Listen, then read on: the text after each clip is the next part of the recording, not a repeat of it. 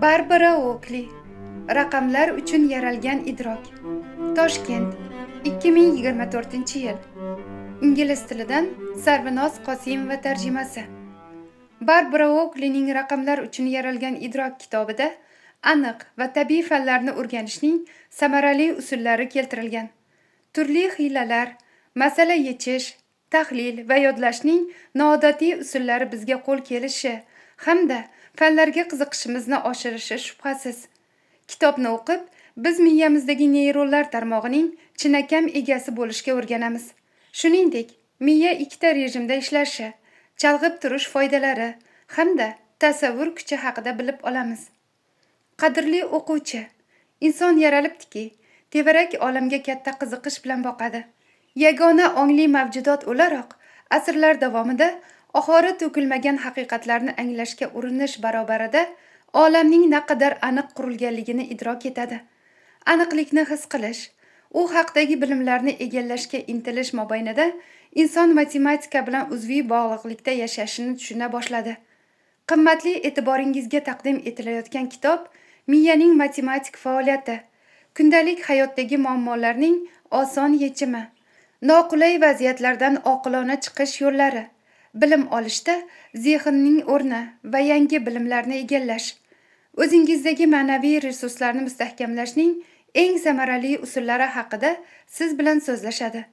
Ushbu kitob mutolaa to'g'risidagi tushunchangizni tubdan o'zgartirishiga, bilimlarni amalda qo'llashning dunyo olimlari sinovidan o'tgan usullarini baham ko'rishiga shubha qilmaymiz. Kitob haqida fikrlar. Tabiiy fanlar va matematikaga qobiliyat tug'ma bo'lmaydi, balki orttiriladi. Miyadan foydalanish haqidagi ushbu qo'llanma matematika va tabiiy fanlarda muvaffaqiyatga erishish sirini ochishga yordam beradi. Qiyinchiliklarga duch kelgach, o'qishni tashlab ketgan ko'plab talabalarni ko'rganman. Ammo endi talabalar qo'lida yaxshiroq bilim olish bo'yicha qo'llanma bor. Bu ularning yaxshiroq natijalarga erishishiga yordam beradi deya umid qilaman. Shirley Malcolm, Amerika ilm-fanni rivojlantirish assotsiatsiyasining ta'lim va inson resurslari dasturlari boshlig'i.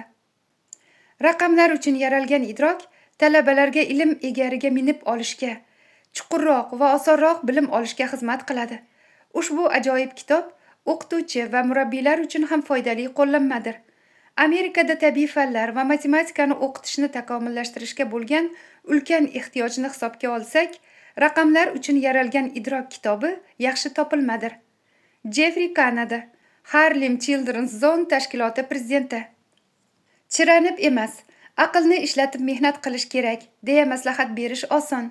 Ammo Barbara Oakley o'zining tez o'qiladigan va tushunarli kitobida buni qanday amalga oshirish kerakligini ko'rsatib beradi. Unda tajribaga va ilmiy tasdig'i bor ma'lumotlarga asoslangan ko'plab tavsiyalar keltirilgan. To'g'risini aytsam, ularning ayrimlarini o'qitish uslubimga tatbiq etmoqchiman. Glenn Harlan Reynolds, Bosham Brugan nomidagi unvonga ega huquq fanlari professori, Tennessee universiteti. Raqamlar uchun yaralgan idrok matematika va boshqa har qanday sohani o'rganishga qanday yondashish kerakligini ko'rsatuvchi ajoyib manbadir. Barbara Oakleyning nufuzli qo'llanmasi inson ongini o'rganuvchi fanlardagi so'nggi tadqiqotlarga asoslangan bo'lib, samarali o'rganishning aniq, lo'nda va qiziqarli yo'l xaritasini taqdim etadi. U matematikani o'zlashtirishda qiynalayotgan va bilim olish ko'nikmalarini kuchaytirishni istagan har qanday inson o'qishi shart bo'lgan kitobdir. David Geri, psixologiya fanlari va fanlar aro neyrologiya bo'yicha kuratorlar professori, Missuri universiteti. Matematika va tabiiy fanlardan qo'rqadigan talabalar uchun ham, bu sohalarni sevadiganlar uchun ham ushbu qiziqarli kitob miyaning ishlash mexanizmlariga tayangan o'rganish odatlarini shakllantirish borasida yo'l yo'riq taqdim etadi. Deborah Shifter, ilm-fan va matematika dasturlari bo'yicha bosh tadqiqotchi. Raqamlar uchun yaralgan idrok Dr. Richard Felderga bag'ishlanadi. Uning zakovati va ishtiyoqi tabiiy fanlar, matematika, muhandislik hamda texnologiyani o'qitish borasida dunyo bo'ylab ko'plab g'aroyib takomillashuvlarga turtki bo'lgan. Men kabi 10 minglab o'qituvchi va murabbiylar uning mahsuldor o'qitish usullari ortidan muvaffaqiyatga erishganmiz. So'z boshi. Miyangiz g'aroyib qobiliyatlarga ega. Afsuski, undan samarali foydalanish uchun qo'llanma yo'q edi. Endi esa bu qo'llanmani raqamlar uchun yaralgan idrok kitobida topishingiz mumkin. Tajribangiz bor yoki yo'qligidan qat'iy nazar, ushbu kitobdan bilim olish ko'nikmalaringiz va texnikangizni oshirish uchun yangicha va ajoyib usullarni topasiz. Ular ayniqsa matematika va tabiiy fanlarni o'zlashtirishda qo'l keladi. 19-asrda yashagan matematik Anri Poinkare haftalarcha boshini qotirgan o'ta qiyin bir masalani qanday yechgani haqida so'zlab bergan. U ta'tilda edi. Fransiya janubida avtobusga chiqayotib, miyasiga tuyqusdan masalaning yechimi kelib qoladi. Javob beixtiyor miyaning ta'tilda ham ishlashda davom etgan qismidan kelgandi. Tafsilotlarni Parijga qaytgunicha yozmagan bo'lsa ham, u javobi to'g'riligiga amin edi. Barbara Oakley g'oyalarga boy ushbu kitobida tushuntirganidek, Poincarega qo'l kelgan usul sizga ham asqatishi mumkin. Qizig'i shundaki, dong qotib uxlayotganingizda ham miyangiz muammo yechimini qidiradi. Lekin buning uchun uxlashdan oldin muammoni yechishga urinishingiz kerak. Tongda uyg'onganingizda esa ko'pincha muammoni yechishga yordam beradigan yangi fikr miyangizda yalt etib paydo bo'ladi. Ta'tilga chiqish yoki uxlashdan oldin yechim to'g'risida bosh qotirish miyangizni ishga tayyorlash uchun o'ta muhimdir. Aks holda miyangiz boshqa narsalar bilan band bo'ladi. Bu nafaqat matematika va tabiiy fanlarga taalluqli. Agar so'nggi paytlarda bu muammolar haqida o'ylab yurgan bo'lsangiz, miya matematik va ilmiy masalalarni yechishga qanchalik harakat qilsa, ijtimoiy muammolarni hal etishda ham shunchalik jonbozlik ko'rsatadi. Samarali o'rganish haqida ushbu ajoyib va dolzarb kitobdan shunga o'xshash ko'plab tushuncha va usullarni topishingiz mumkin. Kitobda o'qib o'rganishga mashaqqatli ish emas, balki sarguzasht kabi qaraladi. Ma'lumotlarni bilish yoki bilmaslikka o'zingizni ishontirish, e'tiborni bir nuqtaga jamlash, mashg'ulotlar orasidagi vaqtni to'g'ri taqsimlash, muhim g'oyalarni umumlashtirish va xotirada osonroq saqlab qolish singari ko'nikmalarni hosil qilasiz. Bu yerda keltirilgan oson va amaliy yondashuvlarni o'zlashtirib oling. Shunda siz samaraliroq o'rganasiz va umidsizlikka tushmaysiz. Ushbu ajoyib qo'llanma ham bilimingizni, ham hayotingizni boyitadi. Terence Sinovskiy va professor Francis Crick, Sal biologik tadqiqotlar instituti. Kirish. Bu kitob qanday bilim olish kerakligi borasidagi tasavvurlaringizni butunlay o'zgartirib yuborishi mumkin. Unda siz bilim olishning tadqiqotchilarga ma'lum bo'lgan oddiy, samarali va qulay usullari bilan tanishasiz. Bundan zavq olasiz. Ajablanarlisi shuki, ko'pchilik o'qib o'rganishda samarasiz usullarni qo'llaydi. Misol uchun, laboratoriyamizda kollej talabalari qanday bilim olishni o'rganganmiz. Ular ko'pincha takrorlash, ya'ni kitob va konspektlarni shunchaki qayta o'qish orqali ma'lumot o'zlashtirar ekan.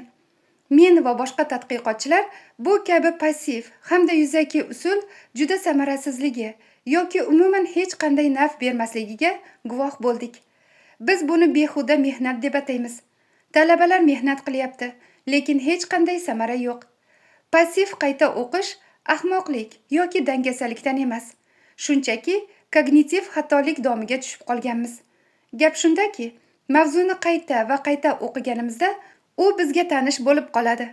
Axborot bilan ishlash yengillashadi, chunki miyamizning unga ishlov berishi osonlashadi. Keyin esa xuddi materialni yaxshi o'rganib olgandek aldamchi his paydo bo'ladi. Ushbu kitob bilim olishdagi shu singari xatolar bilan tanishtiradi hamda ularni tuzatish yo'llarini ko'rsatadi. Qolaversa, u eski ma'lumotlarni yodga keltirish singari g'aroyib usullarni o'rgatadi. Bu usullarni qo'llasangiz, sarflagan vaqt va sa'y harakatlaringiz ko'proq samara bera boshlaydi. Kitob juda katta amaliy ahamiyatga ega va shu bilan birga ilhomlantiruvchi bo'lib, nima uchun ba'zi yondashuvlar boshqalardan ko'ra samaraliroq ekanligini ko'rsatadi. Samarali o'rganish borasidagi bilimlaringiz keskin ortishiga tayyorlaning. Bu yangi tushunchalar olamida raqamlar uchun yaratilgan idrok kitobi siz uchun zaruriy yo'lboshchi ekaniga amin bo'lasiz. Jeffrey Capricki hamda psixologiya fanlari dotsenti James Bradley, Purdue universiteti. O'quvchiga eslatma. Matematika va tabiiy fanlar bilan professional shug'ullanuvchilar ko'pincha bilim olishning samarali yo'llarini kashf qilish uchun yillar sarflaydi.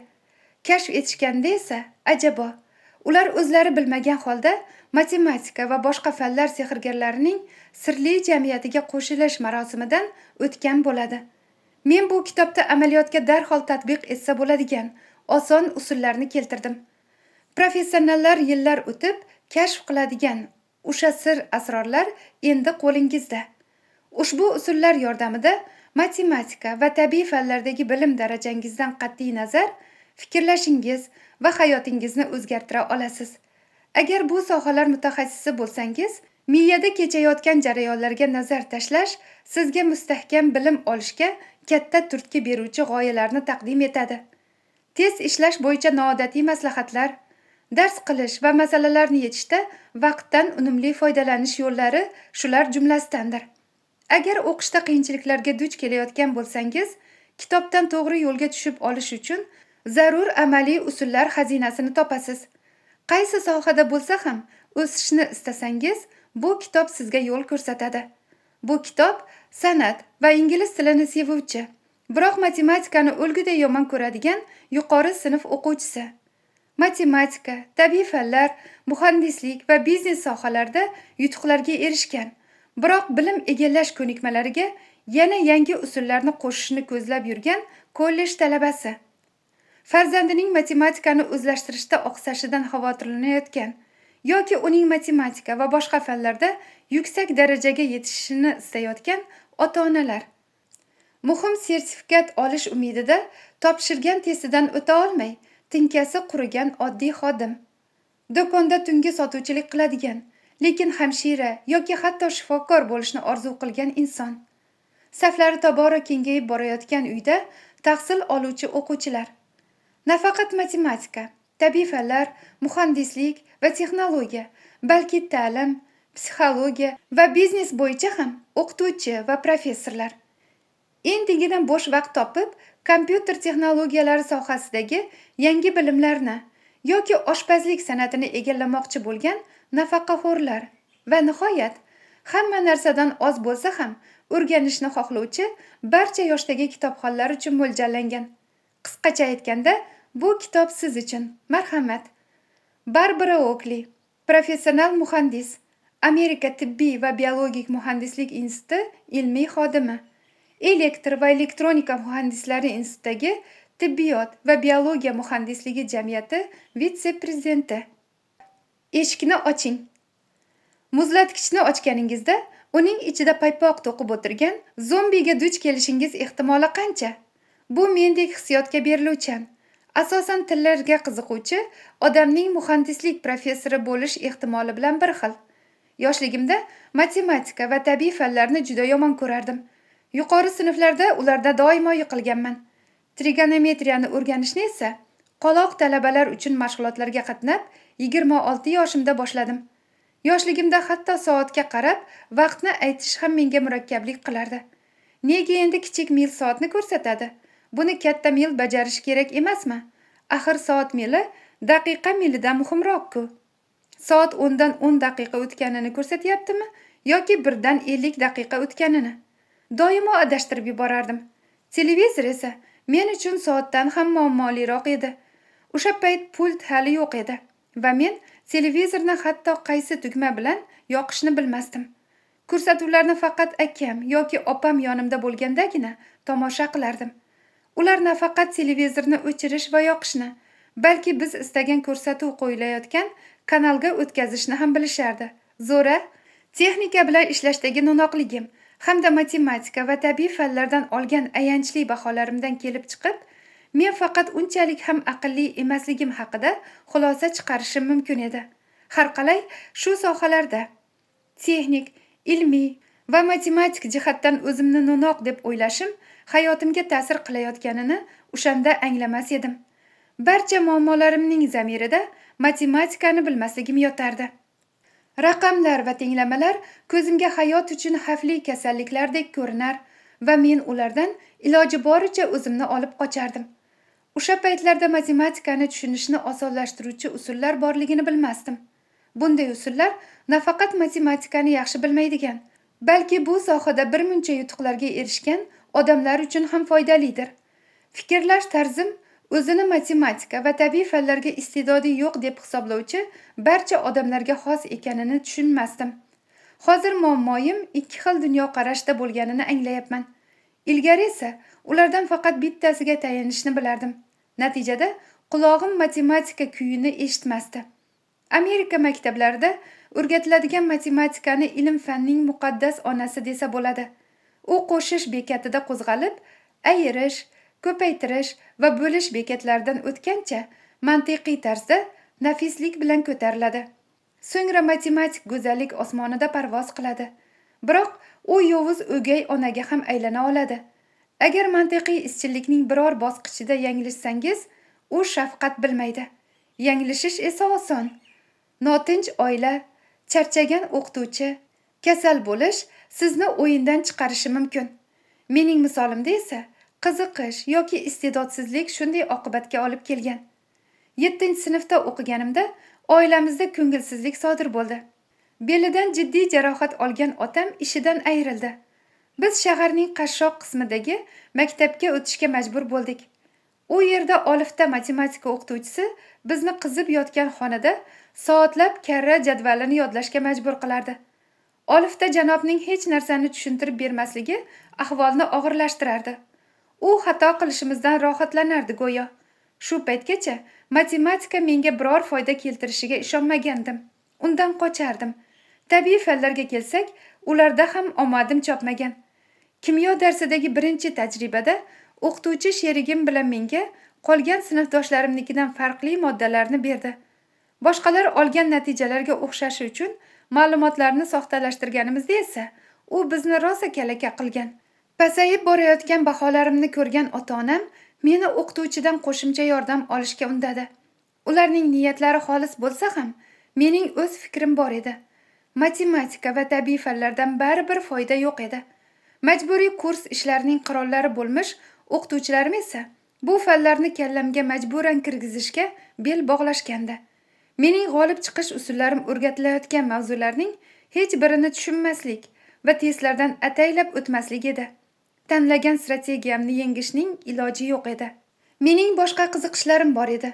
Tarix, ijtimoiy fanlar, madaniyat va ayniqsa tillarni o'rganish juda yoqardi. Baxtimga bu fanlardan olgan baholarim bilan bir amallab sinfdan sinfga o'tib olardim. Maktabni bitirishim bilanoq armiya safiga qo'shildim. Chunki ular til o'rganganim uchun haq to'lashar edi. Rus tilini shunchalik yaxshi o'rgandimki, zaxiradagi zobitlar tayyorlash korpusi grantiga sazovor bo'ldim. So'ngra Washington universitetiga bakalavriatga o'qish uchun yo'l oldim. U yerda slavyan tillari va adabiyoti yo'nalishini yuqori baholar bilan tamomladim. Tilimdan rus kalomi boldek tomardi. Talaffuzim shu qadar ravon ediki, ba'zan meni rusiy zabon deb o'ylashardi. Uzoq vaqt ko'nikmalarimni oshirdim. Malakam oshgani sari o'z ishimdan rohatlanishim ortib borar edi. Bu esa ishimga tobora ko'proq vaqt ajratishimga sabab bo'lgan. Muvaffaqiyatlar mashq qilishga bo'lgan intilishimni kuchaytirar, bu esa yangi yutuqlarga yetaklardi. Biroq yetti uxlab tushimga kirmagan bir vaziyat yuzaga kelib, meni AQSh armiyasining aloqa korpusiga 2-leytenant etib tayinlashdi. To'satdan men radio, kabellar va telefon tarmoqlari bo'yicha mutaxassis bo'lishim zarur bo'lib qoldi. Naqadar kutilmagan burilish. Men yuksak martabali va malakali tilshunos edim. Taqdirim o'z qo'limda edi go'yo. Endi esa men uchun butunlay yangi bo'lgan texnologiya olamiga tushib qolgandim va u yerda to'nkadek hech narsani tushunmasdim. Yo xudoyim, matematikaga urg'u berilgan elektronika kursiga qatnashga majbur bo'ldim va uni eng past baholar bilan tamomladim. Shundan so'ng meni G'arbiy Germaniyaga yuborishdi. U yerda aloqa vzvodining hech narsaga yaramaydigan boshlig'i bo'ldim. Texnika ko'nikmalariga ega zobit va askarlar naqadar kerakligini ko'rdim. Ular muammolarni mohirona hal qilgani uchun qolganlar o'z vazifalarini bajarardi. Karyeram haqida o'ylar ekanman, faqat o'z qiziqishlarim ortidan quvganimni va yangi ko'nikmalar hosil qilmaganimni anglab yetdim. O'zimni o'zim tor soha bilan chegaralab qo'ygan edim. Armiyada qolsam, texnik o'quvim yo'qligi meni ikkinchi darajali odamga aylantirib qo'yadi. Boshqa tarafdan, agar harbiy xizmatdan ketsam, slavyan tillari va adabiyoti bo'yicha diplomim bilan nima ham ish qilardim? Rus tili mutaxassislari uchun ish o'rinlari unchalik ko'p emas. Amalda men bakalavr darajasiga ega millionlab odamlar bilan kotiblik singari past darajadagi ish joylari uchun ham raqobatlashishga tayyor edim. Nazariyotchi o'qish va harbiy xizmatda erishilgan yutuqlar yaxshiroq ish topishga yordam berardi deya qarshi fikr bildirishi mumkin. Biroq mehnat bozoridagi raqobat ba'zida naqadar qattiq bo'lishi mumkinligini u bilmaydi. Baxtimga yana bir noyob imkoniyat ham bor edi. Harbiy xizmatning yaxshi tomoni shunda ediki, keyinchalik o'qishni istasam, bunga pul to'lab berilardi. Agar shu imkoniyatdan foydalanib, aql bovar qilmaydigan ishga qo'l ursam, ya'ni boshqa mutaxassislikni egallasam, qanday bo'lar ekan? Miyamning ishlash tarzini matematikadan qo'rqishdan uni sevishga o'zgartira olarmikanman? Texnofobdan texnika ishqiboziga aylana olarmikanman? Butkul boshqa sohani egallash kabi ishni kimdir, ayniqsa men singari qo'rquv botqog'iga botib qolganlar amalga oshirganini oldin eshitmaganman. Shaxsiyatim uchun matematika va tabiiy fanlarchalik yot unsurlar bo'lmagan bo'lsa kerak. Biroq harbiy xizmatdagi sheriklarim bu fanlar bilan shug'ullanish naqadar foydali ekanligini ko'rsatib berishdi. Bu xuddi o'zimni sinab ko'rish uchun da'vat edi va men o'zimni to'xtata olmadim. Miyamni qayta tarbiyalashga qaror qildim. Bu oson bo'lmadi. Dastlabki semestrlar qo'rquv va umidsizlikka to'la edi. Ko'zlarim bog'lab qo'yilgandek edi go'yo. Atrofimdagi yosh talabalarning masalalarni yechish bobida tug'may iste'dodi bordek tuyulardi. Men esa har qadamda qoqilardim. Shunday bo'lsa ham, men boshqalarga yeta boshladim. Muammolarimning bir qismi quvvatimni noto'g'ri sarflayotganim bilan bog'liqligini angladim. O'zim turgan yog'och bo'lagini ko'tarishga uringan ekanman. Ammo endi men nafaqat qanday o'qish, balki qachon to'xtash kerakligi bo'yicha ham kichik hiylalarni o'rganib oldim. Ayrim tushunchalar va usullarni yaxshilab o'zlashtirib olish naqadar foydali ekanini tushundim. Birdaniga ko'p narsani o'rganishga urinmaslikka ham ko'nikdim.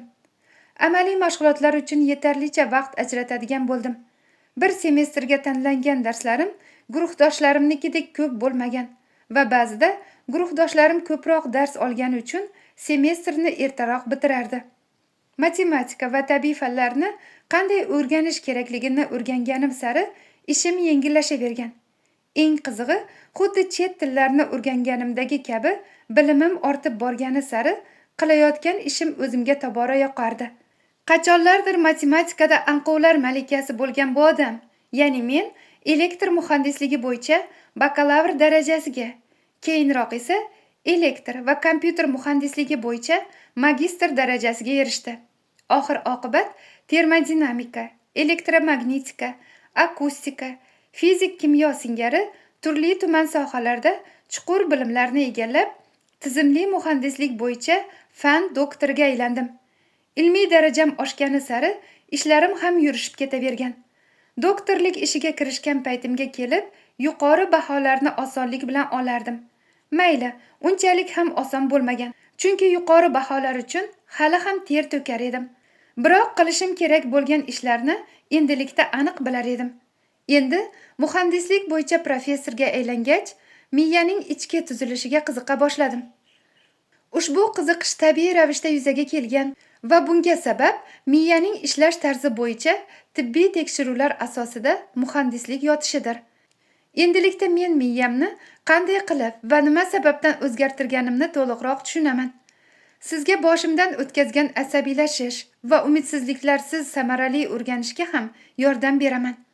Muhandislik va ijtimoiy gumanitar fanlar bo'yicha ilmiy ish qilgan tadqiqotchi sifatida nafaqat san'at va adabiyot, balki matematika va tabiiy fanlar asosida ham ijodkorlik yotishidan xabardorman. Agar hali ham o'zingizni matematika va aniq fanlarga tabiiy iste'dodi yo'q deb hisoblasangiz, miyangiz g'ayrioddiy aqliy hisob-kitoblar uchun yaratilganini bilib, hayron qolsangiz kerak. Har safar to'pni ushlab olganimizda, qo'shiq ohangiga mos ravishda raqsga tushganimizda yoki mashinani boshqarayotib yo'ldagi chuqurni aylanib o'tganimizda shunday hisob kitoblarni amalga oshiramiz. Biz bunday hisob kitoblarni va murakkab tenglamalarni ong osti darajasida yechamiz. Javobga intilar ekanmiz, uni allaqachon bilishimizni ko'pincha anglamaymiz. Aslida hammamiz matematika va aniq fanlar uchun tabiiy sezgi va qobiliyatga egamiz. Shunchaki fanning tili va muhitiga ko'nikishimiz kerak xolos. Kitobni yozish davomida matematika, fizika, kimyo, biologiya va muhandislik, shuningdek ta'lim, psixologiya, nevrologiya, biznes va tibbiyot singari sohalardagi yuzlab professor o'qituvchilar bilan muloqotda bo'ldim. Jahon miqyosidagi mutaxassislarning o'z fanlarini o'rgangan paytlarida foydalangan usullar kitobimda keltirilgan usullarga naqadar mos kelishi juda ham hayratlanarli edi. Ular talabalarga ham bu usullardan foydalanishni tavsiya etishgan. Biroq mazkur usullar ko'pincha g'alati va hatto mantiqsiz tuyulgani sababli pedagoglar ularning mazmunini tushunarli tarzda boshqalarga yetkazib berishga qiynalganlar. O'rganish va o'rgatishning bu usullari oddiy o'qituvchilar tomonidan qoralangani sababli eng mohir o'qituvchilar o'rganish va o'rgatishda qo'llagan sir asrorlarini menga uyalib aytib bergan holatlar ham bo'lgan. Boshqa yuqori malakali o'qituvchilar ham xuddi shu yondashuvlarni qo'llaganidan ular bexabar edi. Bu g'aroyib g'oyalarni jamlab, siz ham eng yaxshi o'qituvchi va professorlarning tajribalarini o'rganishingiz hamda hayotga tatbiq etishingiz mumkin. Ular ayniqsa qisqa vaqt ichida axborotni chuqurroq va samaraliroq o'zlashtirish zarur bo'lganda asqatadi. Kitobda shuningdek dardlaringizni tushunadigan boshqa talabalar va o'rganuvchilarning tavsiyalarini ham uchratasiz. Yodingizda bo'lsin, qo'lingizdagi kitob matematikani mukammal egallaganlar uchun ham, undan qo'rqadiganlar uchun ham mo'ljallangan. Kitob avvalgi baholaringiz va o'zingizni qanchalik iste'dodli yoki iste'dodsiz deb o'ylashingizdan qat'iy nazar, matematika va aniq fanlarni o'rganishingizni yengillashtirish uchun yozilgan. U fikrlashingizni kengaytiradi. Miyangiz qanday o'rganishini tushunasiz va aslida hech narsa o'rganmayotganingizda ham miyangiz sizda nimadir o'rganayotgandek his uyg'otishini anglaysiz. Kitobda o'qish jarayonida bevosita tatbiq etish mumkin bo'lgan ko'nikmalarni shakllantiruvchi ko'plab mashqlar ham keltirilgan. Agar raqam va formulalar bilan ishlashni allaqachon yaxshi o'rganib olgan bo'lsangiz, kitobdagi g'oyalar sizga yanada samaraliroq ishlashga yordam beradi. Ular ishingizdan lazzatlanish, ijodkorlik va tenglamalarni nafislik bilan yechish qobiliyatingizni kuchaytiradi. Agar matematika yoki tabiiy fanlarni o'zlashtirishingizga o'zingizda hech qanday iste'dod yo'q deb hisoblasangiz, kitob fikringizni o'zgartirishi mumkin. Bunga ishonish qiyin dersiz, lekin umidni uzmang. Aslida qanday o'rganishimiz to'g'risidagi faktlarga asoslangan ko'rsatmalarga amal qilsangiz, o'zingizda ro'y bergan o'zgarishlarni sezib hayron qolasiz. Bu o'zgarishlar yangi qiziqishlar tug'ilishiga sabab bo'lsa ajab emas. Kitobni o'qish davomida o'zingiz uchun kashf qilgan g'oyalar sizga nafaqat matematika va tabiiy fanlarda, balki boshqa barcha sohalarda ham samaraliroq va ijodkorroq bo'lishingizga yordam beradi. Qani, boshladik. Hamma gap yengillikda. Juda qattiq urinmang. Agar matematika va tabiiy fanlarni o'rganishning eng muhim sir asrorlarini tushunishni istasangiz, quyidagi rasmga boqing. O'ng tomonda o'tirgan odam shaxmat bo'yicha afsonaviy grossmeyster Garri Kasparov. Chap tarafdagi bola esa 13 yashar Magnus Carlsen. O'ylash uchun qisqa vaqt beriladigan tezkor shaxmat o'yini avjiga chiqqan paytda Carlsen o'rnidan turib ketgan. Buni xuddi Niagara sharsharasi ustidan tortilgan dor ustida ketayotib, orqaga salto otishga qiyoslash mumkin. Ha, Carlsen raqibiga ruhiy bosim o'tkazayotgan edi. Og'zidan ona suti ketmagan tirranchani yanchib tashlash o'rniga o'zini yo'qotib qo'ygan Kasparov durang natijaga erisha oldi xolos. Kelajakda Carlsen eng yosh grossmeyster darajasiga erishadi. Biroq o'shanda iste'dodli Carlsen katta yoshli raqibi bilan aqliy o'yin o'ynashdan-da kattaroq ishni bajarayotgan edi. Carlsenning uslubiga nazar solish bizga miya matematika va aniq fanlarni qanday o'rganishini tushunish imkonini beradi. Karlson qanday qilib Kasparovni dovdiratib qo'ygani to'g'risida gaplashishdan oldin insonlar qanday fikrlashi haqida bir nechta muhim g'oyalar bilan tanishib chiqishimiz kerak. Xavotirlanmang, Karlson mavzusiga yana qaytishga so'z beraman. Ushbu bobda kitobdagi eng asosiy mavzulardan ba'zilarini ko'rib chiqamiz. Shu sababdan bu mavzuga bir necha marta murojaat qilishga to'g'ri kelsa, hayron bo'lmang. Bir necha bosqichda fikrlash, ya'ni o'rganayotgan narsangizga dastlab umumiy nazar tashlash, keyinroq esa uni to'liqroq tushunish ham kitobning asosiy g'oyalaridan biridir. Siz ham urinib ko'ring. Aqliy dvigatelingizni tayyorlang. Agar matematika yoki tabiiy fanlarga bag'ishlangan kitobning birorta bobini birinchi marta o'qiyotgan bo'lsangiz, dastlab uni shakl shamoyiliga nazar solish foydalidir. Bunga nafaqat jadval, diagramma va fotosuratlar, balki sarlavhalar, xulosa va hattoki agar bo'lsa, bob oxiridagi savollar ham kiradi. G'oya mantiqsiz tuyulishi mumkin. Axir bobni hali o'qib chiqqanimiz yo'q. Ammo bu aqliy dvigatelingizni qizdirib olishga yordam beradi. Shunday ekan, o'qishni to'xtating va bobdagi suratlar hamda uning oxiridagi savollarga ko'z yugurtirib chiqing. Chuqur mutolaaga kirishishdan avval 1-2 daqiqa ichida materialni yuzaki ko'rib chiqish fikrlaringizni tartibga solishga qanchalik yordam berishini ko'rib hayron qolasiz. Shu yo'l bilan siz fikrlarni ilib qo'yish uchun neyronal ilmoqchalar hosil qilasiz va yangi tushunchalarni o'zlashtirishni yengillashtirasiz. Diqqatli va parishon fikrlash. 20-asrning boshidanoq neyrologlar miya tadqiqotida katta yutuqlarga erisha boshladi. Xususan, ular miyada bir-biridan farq qiluvchi ikki turdagi tizimlar almashib ishlashini aniqlashdi. Birinchisi kuchli diqqat e'tibor holati bo'lsa, ikkinchisi dam olish holati. Ushbu tizim turlariga xos bo'lgan fikrlash jarayonlarini mos ravishda diqqat va parishonlik rejimlari deb ataymiz. Mazkur rejimlar o'qib o'rganish uchun o'ta muhim. Kundalik hayotingizda bir rejimdan ikkinchisiga tez-tez o'tib turasiz. Rejimlarning faqat birida bo'lishingiz mumkin. Ongli ravishda ularning ikkalasida bir vaqtda bo'lish mumkin emas. Shu bilan birga, parishonlik rejimi biz ayni paytda faol e'tibor bermayotgan masalalar ustida orqa fonda indamaygina ishlay oladi. Ba'zan parishonlik rejimi qisqa muddatga yonib o'tishi mumkin. Diqqat rejimi matematika va tabiiy fanlarni o'rganishda hal qiluvchi rol o'ynaydi. Unda masalalarni yechishdagi mantiqiy, ketma-ket va tahliliy yondashuvlar mujassam. Diqqat rejimi bosh miya po'stlog'ining peshona qismi javob beradigan e'tiborni bir joyga jamlash xususiyati bilan bog'liq. E'tiboringizni biror narsaga qaratishingiz bilan diqqat rejimi xuddi yorug' va kuchli fonar singari lip etib yonadi. Parishonlik rejimi ham matematika va tabiiy fanlarni o'rganish uchun muhim.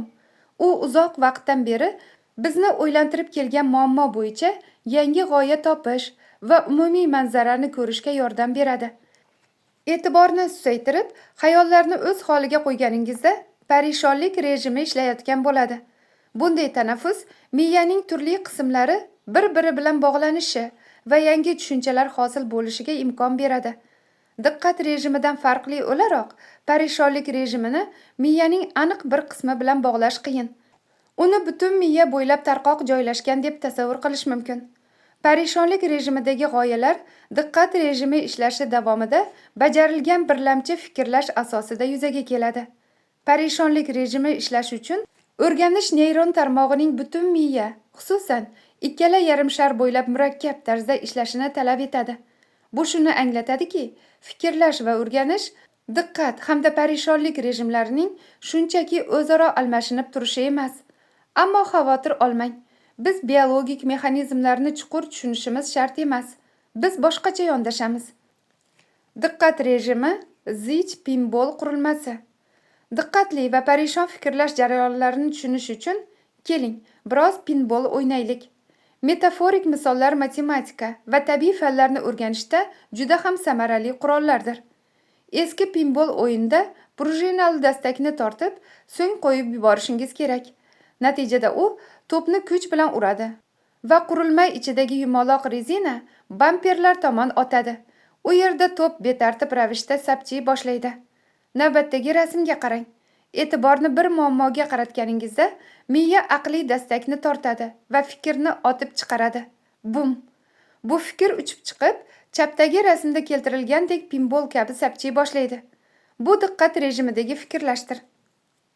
Diqqat rejimida yumaloq bamperlar bir-biriga qanchalik yaqin turganiga e'tibor berdingizmi? Bundan farqli o'laroq, o'ng tomondagi rasmda keltirilgan parishonlik rejimidagi yumaloq bamperlar bir-biridan ancha uzoq joylashgan. Agar metaforani yanada chuqurroq tushunishni istasangiz, bamperlarni neyronlar to'plami bilan tasavvur qiling. Diqqat rejimidagi zich joylashgan bamperlar tufayli aniq fikrni hosil qilish mumkin. Boshqacha aytganda, diqqat rejimida e'tibor ongimizda mahkam o'rnashib bo'lgan mavzularga qaratiladi. Chunki shunda mavzu asosida yotgan tushunchalar bilan yaqindan tanish bo'lasiz va ular bilan ishlay olasiz. Agar diqqat rejimi keltirilgan rasmning yuqori qismiga ko'z tashlasangiz, u yerdagi chiziqning bir qismi kengroq va ko'p marotaba bosib o'tilgan ekanini ko'rishingiz mumkin. Chiziqning bir qismi diqqat rejimidagi fikrlashda allaqachon sinab ko'rilgan yoki boshdan o'tkazilgan yo'lidan borishni ko'rsatadi. Misol uchun, diqqat rejimida ko'paytirish amalini bajarish uchun foydalanishingiz mumkin. Ko'paytirishni bilsangiz albatta. Agar chet tilini o'rganayotgan bo'lsangiz, diqqat rejimiga o'tishingiz va o'tgan hafta o'rgangan ispancha fe'llarni ravonroq tuslab gapirishingiz mumkin. Agar suzuvchi bo'lsangiz, diqqat rejimidan foydalanib, suzish harakatlaringizni tahlil qilishingiz hamda oldingi harakatni yengillashtirish uchun suvga chuqurroq kirgan holda suzishni mashq qilishingiz mumkin. Biror narsaga e'tiborimizni jamlaganimizda, bunga javobgar bosh miyaning peshona qismi nerv yo'llari orqali signallar yuboradi. Bu signallar o'ylayotgan narsangizga aloqador bo'lgan miyaning turli qismlarini bir-biri bilan bog'laydi. Jarayonni o'ziga kerak bo'lgan biror nimani qidirib, paypaslagichlarni har tomonga cho'zgan sakkizoyoqqa qiyoslash mumkin. Sakkizoyoqning paypaslagichlari soni chegaralangan bo'lganidek, operativ xotirangiz ham faqat ma'lum miqdordagi tushunchalar bilan ishlaydi. Operativ xotira haqida keyinroq batafsil gaplashamiz.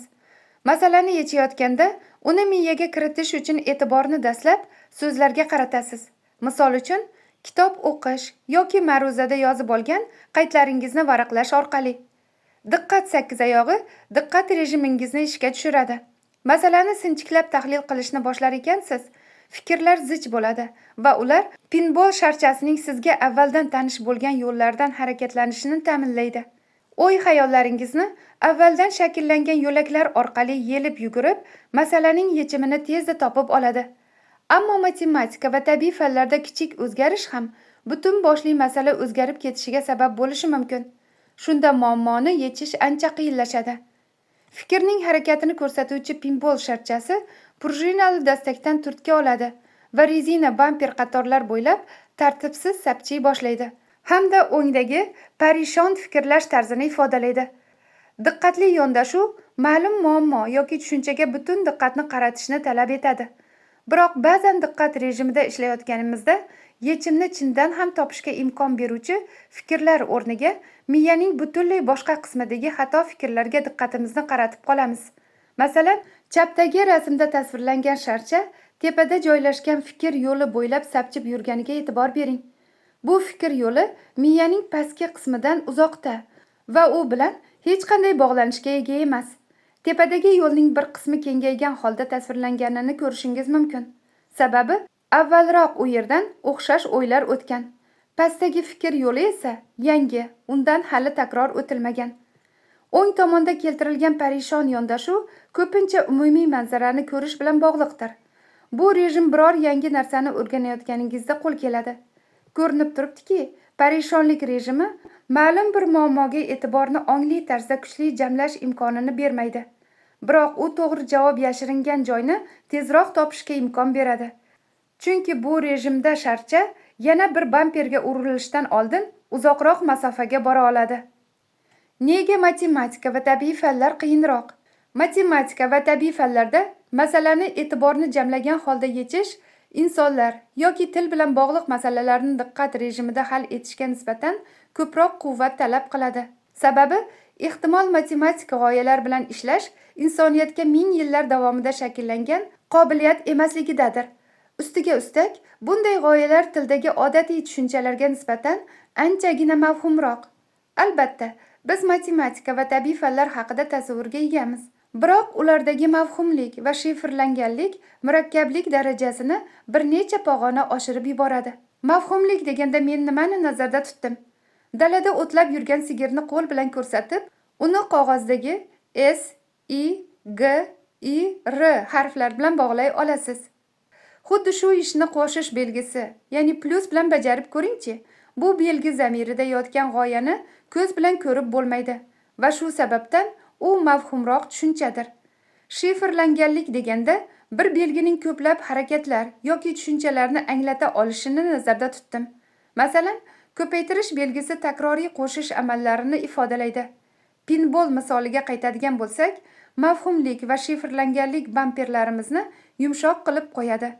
Ularni qattiqlashtirish va pirovardida sharchaning yaxshi sapchishini ta'minlash qo'shimcha sa'yi harakatlarni talab etadi.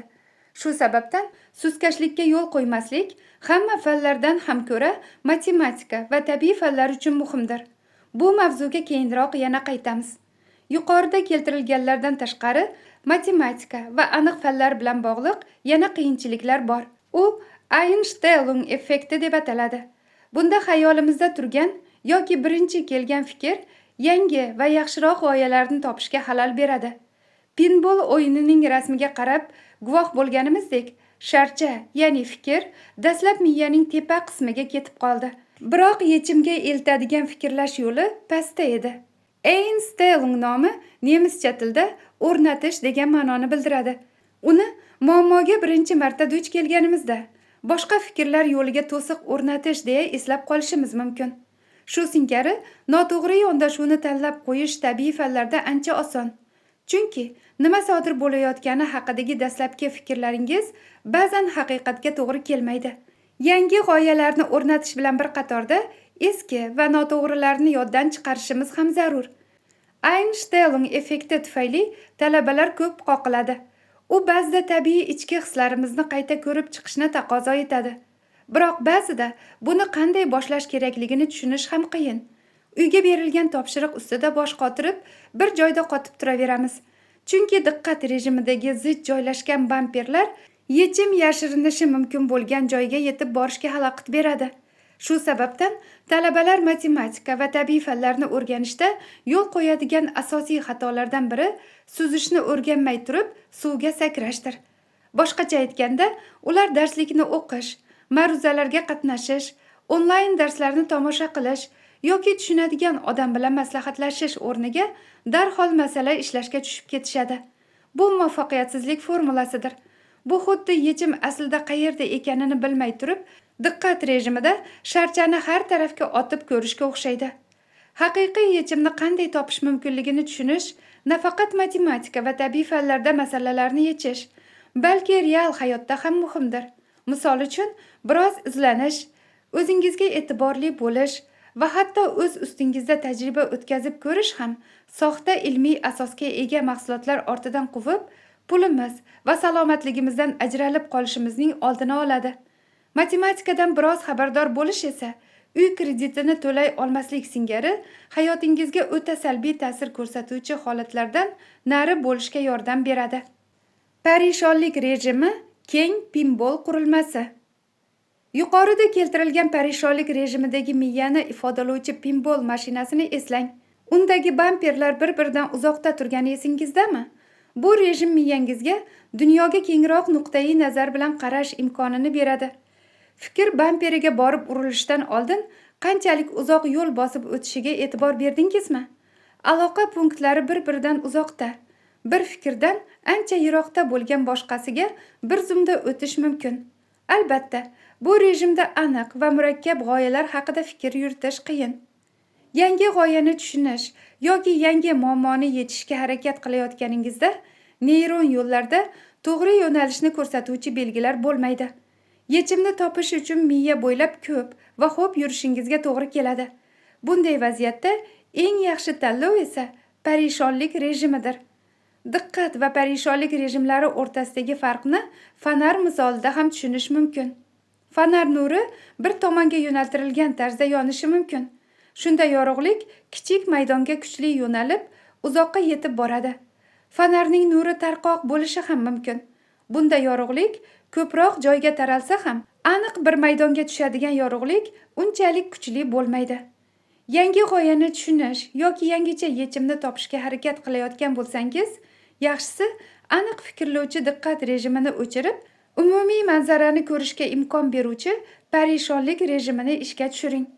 Parishonlik rejimi nafaqat yangi mavzu bilan uzoqroq ishlash imkonini taqdim etadi, balki ko'proq natija ham beradi. Parishonlik rejimi o'z holicha ishlashi va uni majburan ishga tushira olmasligimizga tez orada guvoh bo'lasiz. Ammo xavotir olmang. Bir rejimdan boshqasiga o'tishga yordam beruvchi usullarni ham o'rganasiz. Noodatiy ijodkorlik. Parishonlik rejimi haqida o'qiy boshlaganimda, unga har qadamda duch kela boshladim. Misol uchun, e'tibor berdimki, gitarani shunchaki ting'irlatib o'tirganimda, chalgan musiqam dohiyona musiqiy asar yozishga harakat qilgan paytlarimga qaraganda yaxshiroq chiqadi. Agar musiqa yozishga harakat qilsam, siyqasi chiqqan ohanglardangina foydalana olardim va musiqam zerikarli chiqardi. Shunga o'xshash holat maktab devoriy gazetasini tayyorlaganimda, mustaqil ish uchun g'oya qidirganimda va murakkab matematik masalani yechishga uringanimda ham sodir bo'lardi. Endilikda men oddiy qoidaga tayanadigan bo'lib qolganman.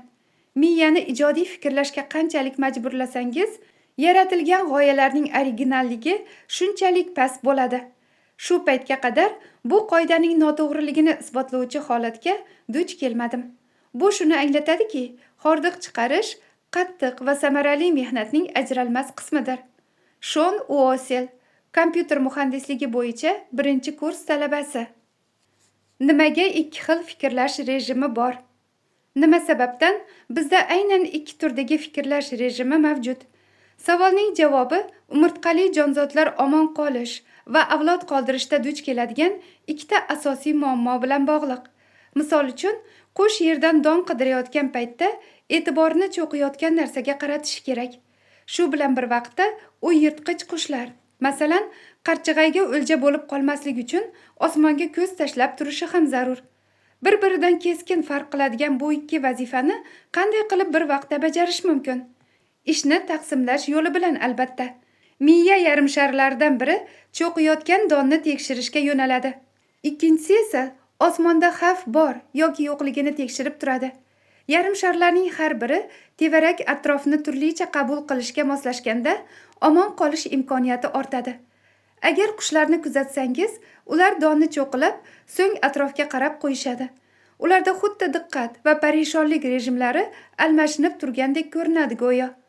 Inson miyasida ham shunga o'xshash mehnat taqsimoti mavjud. Chap yarim shar ko'proq diqqat e'tibor bilan bog'liq. U shuningdek, ma'lumotlar ketma-ketligi bilan ishlash hamda mantiqiy fikrlash uchun ham javobgar. O'ng yarim shar esa ko'proq tevarak atrofga umumiy nazar solish, boshqa odamlar bilan muloqot qilish hamda hissiyotlarni boshqarish bilan bog'liq. Bundan tashqari, o'ng yarim shar umumiy manzara hosil qiluvchi fikrlash jarayoniga javob beradi. Miya yarim sharlari o'rtasidagi kichik farqlarga qarab, ikki turdagi fikrlash rejimi qanday yuzaga kelganini tushunsa bo'ladi. Biroq ayrim insonlarda chap, ayrimlarda esa o'ng yarim shar ustun ekani haqidagi gaplarga aldanib qolmang. Tadqiqotlarda bu o'z isbotini topmagan. Aslida diqqat va parishonlik rejimlari faoliyatida ikkala yarim shar ham qatnashadi. Matematika va tabiiy fanlarni tushunish hamda ularga ijodkorona yondashish uchun ikkala rejimdan foydalanish va ularni kuchaytirish zarur. Bu yerda diqqatli va parishon fikrlash o'rtasidagi farqni tushunishga yordam beruvchi yana bir misol keltirilgan. Agar sizga ikkita uchburchak berilib, ulardan kvadrat yasash so'ralsa, buni chap tarafdagi rasmda ko'rsatilgandek osonlik bilan bajara olasiz. Agar 4 ta uchburchak berilib, ulardan kvadrat yasash so'ralsa, xayolingizga keladigan birinchi fikrga tayanib, ulardan to'g'ri to'rtburchak hosil qilasiz. Bu o'rtadagi rasmda.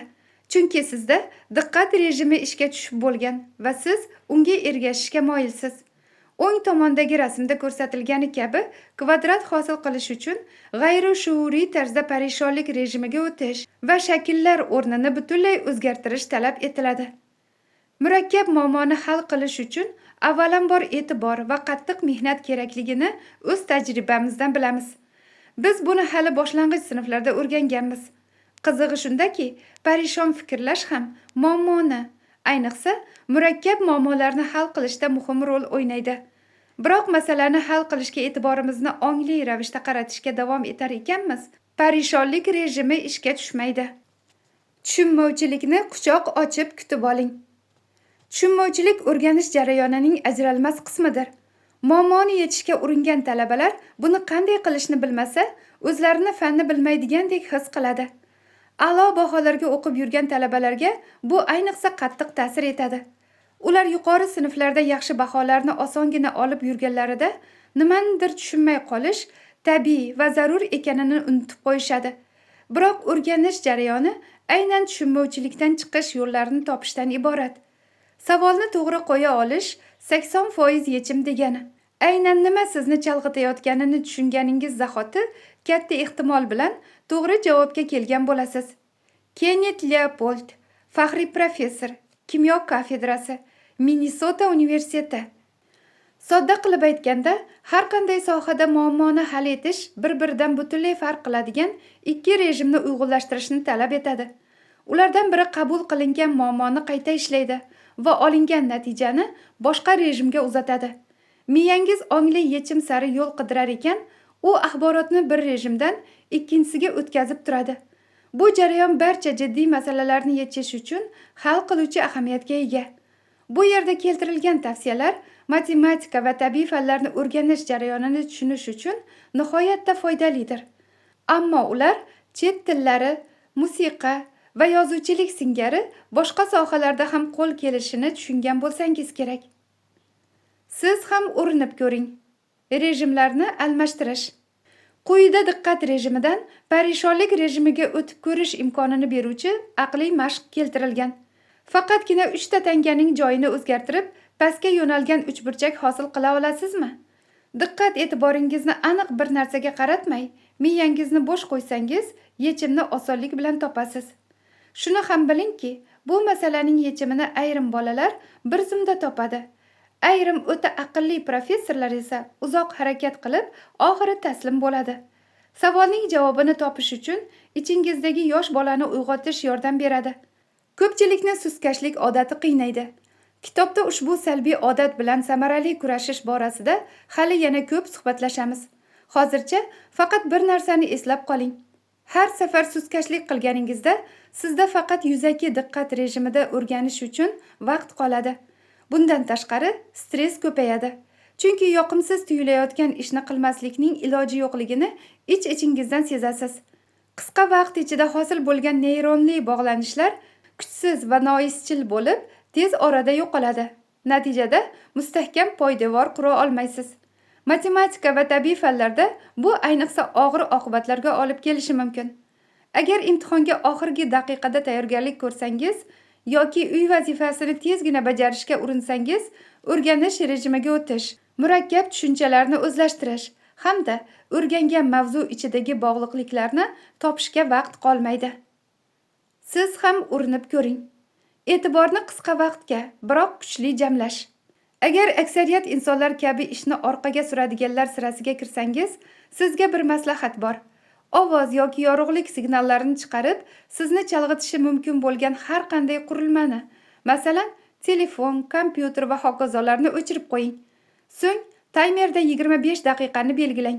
Shu 25 daqiqa davomida hech narsaga chalg'imasdan biror, ya'ni har qanday ish bilan shug'ullaning.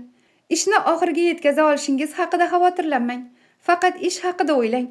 25 daqiqa o'tgach, o'zingizni internetga kirish, telefonni titkilash yoki o'zingizga yoqadigan biror narsa bilan mukofotlang.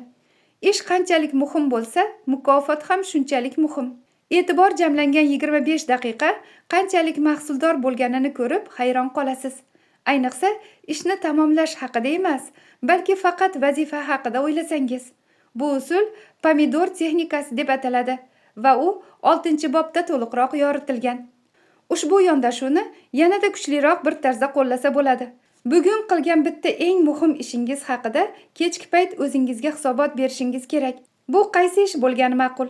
Uni yozib qo'ying. So'ng shu ishni bajarishga kirishing.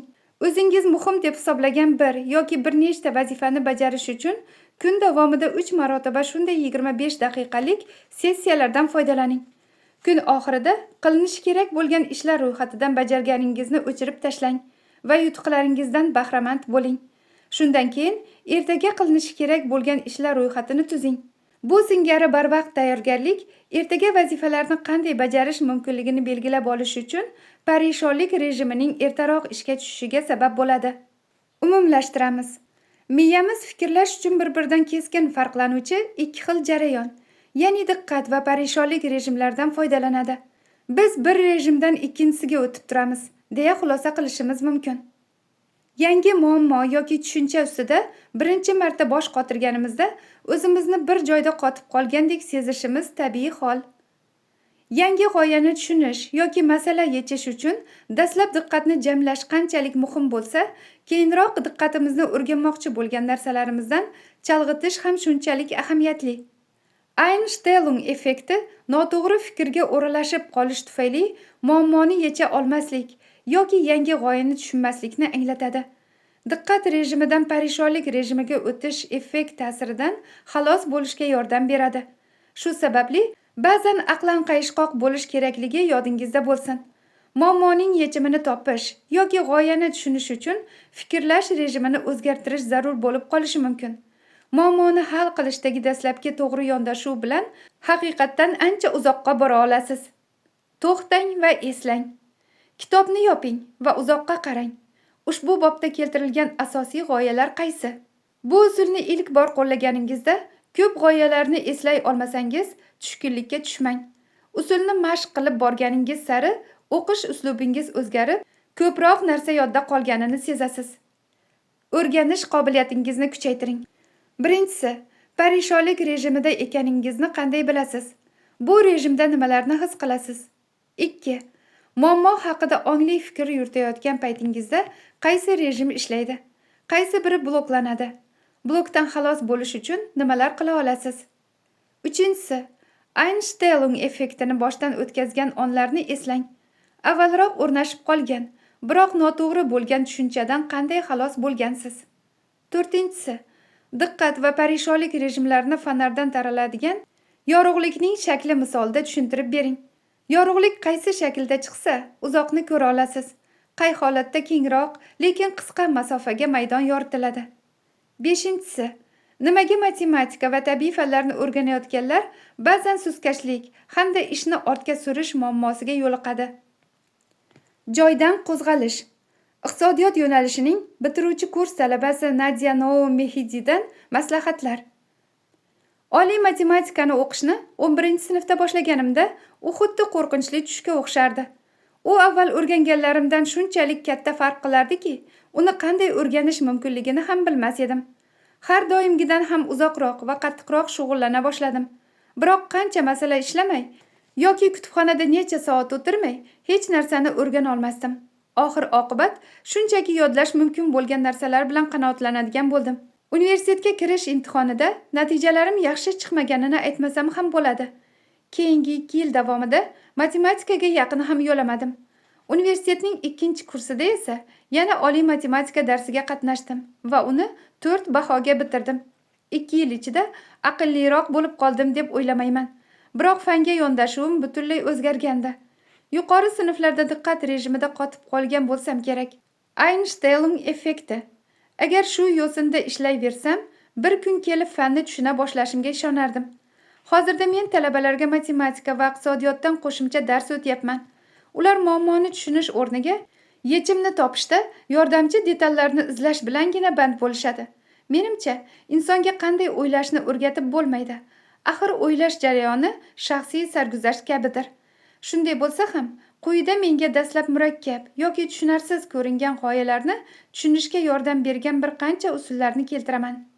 Birinchisi, boshqalarning gapini eshitgandan ko'ra kitob o'qisam ko'proq tushunaman. Shuning uchun har doim kitob o'qishga harakat qilaman. Avval bobni yuzaki ko'rib chiqib, u nima haqida ekanini tushunib olaman. So'ng chuqurroq o'qiy boshlayman. Bobni bir necha marta o'qiyman, ammo uzluksiz emas. Ikkinchisi, agar kitobni tugatgandan so'ng ham uni to'liq tushunmagan bo'lsam, Google yordamida mavzuga oid ma'lumot topib o'qiyman yoki YouTube'da video ko'raman. Bu kitob puxta emasligi yoki o'qituvchingiz mavzuni yaxshi tushuntirib bera olmaganini bildirmaydi. Shunchaki materialni biroz boshqacharoq talqinda o'qish yoki eshitish muammoga boshqa tarafdan qarashga yordam berib, uni tushunishga turtki berishi mumkin. Uchinchisi, avtomobilni boshqarayotganimda fikrlarim har doimgidan tiniq bo'ladi. Ba'zan ishlarimni to'xtatib, shunchaki mashina haydayman.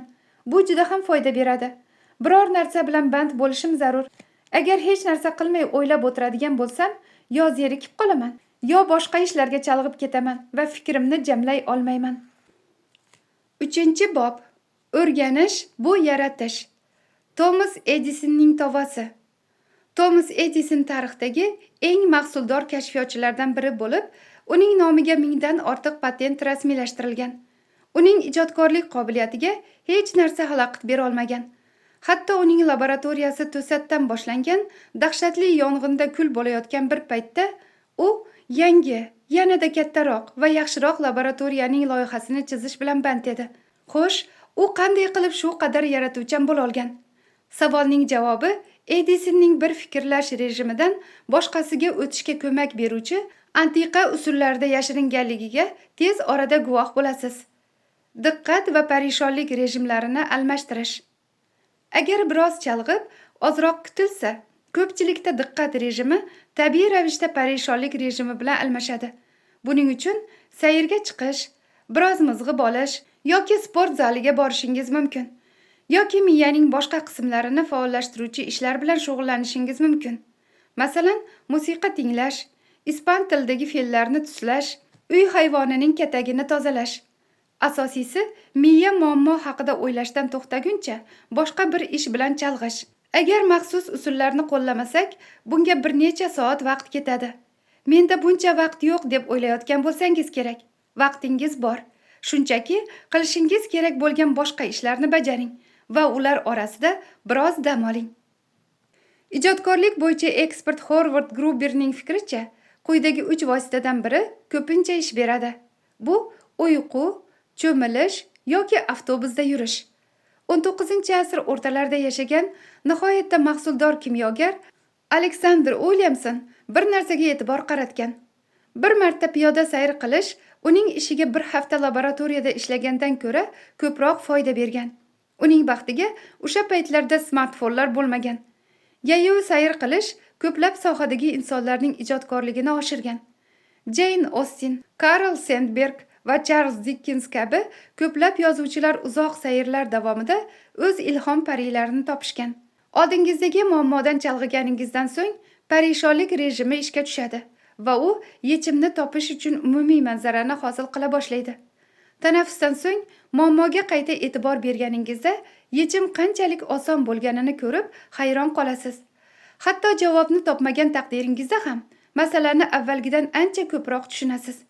Parishonlik rejimida yechim o'z-o'zidan kelgandek tuyuladi. Biroq u avval ongli ravishda davomli hamda mashaqqatli mehnat qilishni talab etadi. Topishmoq ustida bosh qotirayotgan paytda yechimni xuddi birov qulog'ingizga pichirlovchi hissiyot, matematika, tabiiy fanlar, san'at, adabiyot va ijodiylikni talab qiladigan har qanday sohada eng kamyob hamda yoqimli tuyg'ulardan biridir. Yanglishmadingiz. Matematika va tabiiy fanlar hatto maktabda o'tiladigan ko'rinishda ham fikrlashning o'ta ijodiy shakllaridandir. Bunga tez orada guvoh bo'lasiz. Uyquga ketayotgan paytdagi xira va noaniq tuyg'u Edisonning noodatiy ijodkorligi ortida yashiringan omillardan biri edi. Murakkab muammoga duch kelib qolganda unga diqqatni qaratish o'rniga Edison aytishlaricha mizg'ib olardi. Biroq u shunchaki uxlamasdi. Edison kresloda bir qo'lda koptok ushlab o'tirardi. Yerga koptokning ostiga patnis qo'yib qo'yardi. Hordiq chiqarar ekan, fikrlari erkinlashib, parishonlik rejimiga o'tardi.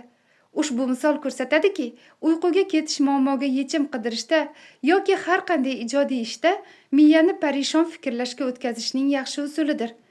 Edison uxlab qolganda qo'lidagi koptok tushib ketardi. Hosil bo'lgan shovqin uni uyg'otib yuborgan va u parishon fikrlash rejimida hosil bo'lgan fikr bo'laklaridan yangicha yondashuvlarni ishlab chiqish uchun foydalangan. Ijodkorlik qobiliyatlaringizni rivojlantirib, ularni samarali qo'llashdir. Texnika, ilm-fan va san'atdagi ijodkorlik ko'rinishlari o'rtasida chuqur bog'liqlik bor. Hissiyotlarga beriluvchan rassom Salvador Dali ham xuddi Thomas Edison usulidan foydalangan. Qo'lidagi buyum tushib ketganida u o'zining parishonlik rejimiga o'tib, ijodiy yondashuvlarni yaratgan. Dali bu usulni uxlamasdan uxlash deb atagan. Parishonlik rejimidan foydalanish yuqoriroq va ijodiyroq darajada o'rganish imkonini beradi. Matematika va tabiiy fanlardagi masalalarni yechish asosida ko'p jihatdan ijodkorlik yotadi. Ko'pchilik masalani yechishning faqat bir usuli bor deb o'ylaydi. Biroq masalaga ijodiy yondashilsa, javobni turli yo'llar bilan topish mumkin. Masalan, Pifagor teoremasini isbotlashning 300 dan ortiq usullari ma'lum. Texnik muammo va yechimlar she'riyatning bir ko'rinishi ekaniga keyinroq guvoh bo'lamiz. Ijodkorlik shunchaki ilmiy ko'nikmalar yoki san'atkorlik ko'nikmalari to'plamiga ega bo'lishgina emas.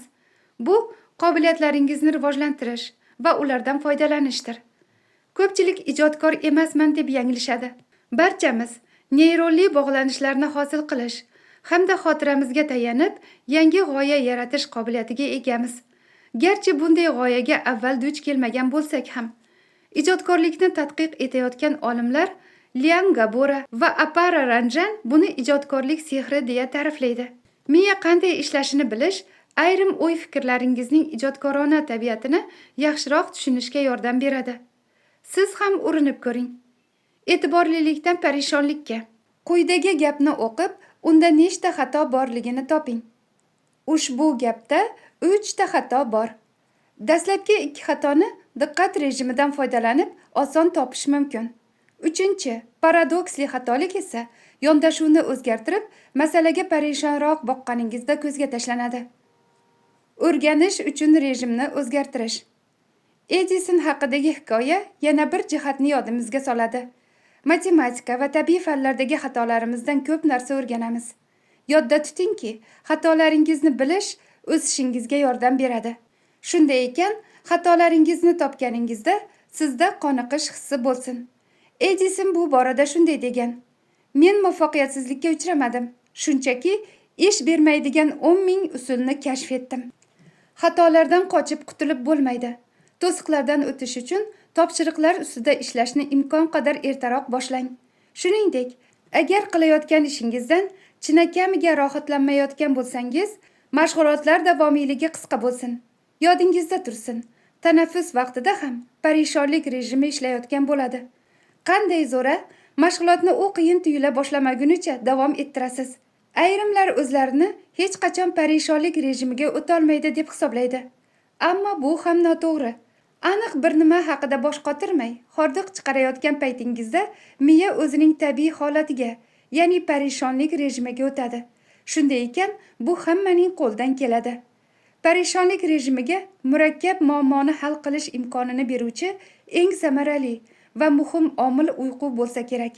Biroq parishonlik rejimining bir qarashda silliq, ba'zan uyquchan ko'rinishiga aldanib qolmang. Bu rejimni alpinistlarning tog'da qurgan vaqtinchalik qarorgohiga qiyoslash mumkin. Ular baland tog' cho'qqilariga chiqish paytida hordiq chiqarish uchun juda muhim. Ulardan tanaffus qilish, fikrlash, asbob anjomlarning sozligini tekshirish va to'g'ri yo'lni belgilashda foydalanish mumkin. Qarorgohda dam olishni cho'qqini zabt etishdek mashaqqatli mehnat bilan adashtirib yuborish qiyin. Boshqacha aytganda, parishonlik rejimidan foydalanish bekor yotib, istalgan natijaga erishish mumkinligini anglatmaydi. Natijaga erishish faqat kun va haftalar davomida to'g'ri taqsimlangan mashg'ulotlar, ya'ni diqqat rejimidagi e'tibor va parishonlik rejimidagi hordiq bilangina mumkin. Muammoni miyaga kiritish uchun dastlab diqqat rejimidan foydalanishingiz zarur. Bu rejim butun diqqat e'tiboringizni talab qiladi. Tadqiqotlar esa buning uchun zarur bo'lgan aqliy quvvat, ya'ni iroda cheklanganini ko'rsatadi. Quvvatingiz pasayganda biroz tanaffus qilish va e'tibor talab qiladigan boshqa ishlarni bajarish mumkin. Masalan, matematikani o'rganishdan fransuz tilida so'z boyligimizni oshirishga o'tish. Biroq diqqat rejimida uzoq vaqt ishlash aqliy quvvat zaxirasining kamayishiga olib keladi. Buni bir necha marta bosiqlik bilan tosh ko'tarishga o'xshatish mumkin. Shu sababdan e'tibor jamlashni talab qilmaydigan ishlar, masalan, jismoniy harakat yoki do'stlar bilan gaplashish bilan qisqa vaqtga tanaffus qilish aqliy quvvatni oshiradi. Siz ba'zan o'rganish jarayonini tezlashtirishni, parishonlik rejimini yangi g'oyalarni tezroq o'zlashtirishga majbur qilishni istab qolishingiz ham mumkin. Ammo yana jismoniy mashq misoliga qaytaylik. To'xtovsiz tosh ko'tarish mushaklaringiz hajmini oshirmaydi. Ular o'sishi va o'ziga kelib olishi uchun vaqt kerak. Mashg'ulotlar orasida tanaffus qilish oxiri mushaklaringizni kuchli qiladi. Ma'lum vaqt davomida davomiylikni ta'minlash hal qiluvchi ahamiyatga ega.